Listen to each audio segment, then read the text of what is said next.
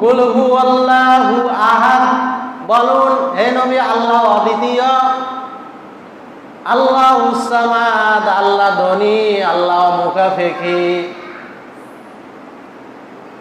সবাই তার মুখাফেকি, আল্লাহ কিন্তু কারো মুখাফেকি না। লাম ইয়ালিদ ওয়া লাম ইউলাদ, তার কোনো সন্তান নাই। এবং আল্লাহ তার কারো সন্তান নয়। ওয়া লাম ইয়াকুল লাহু কুফুয়ান আহাদ, তার সমকক্ষ কেউ নাই, সমতুল্য কেউ নেই। এ হচ্ছে ইখলাসের সূরা। কেউ 3 বার তেলাওয়াত করবে শুদ্ধ করে, 1 খতম কোরআন তেলাওয়াত সওয়াব পাবে। কেন? কারণ এটার ভিতরে অনেক গুণ রয়েছে। ছোট্ট একটা সূরা, 113 নম্বর সূরা, মোট 114টা সূরা আছে কোরআন শরীফে।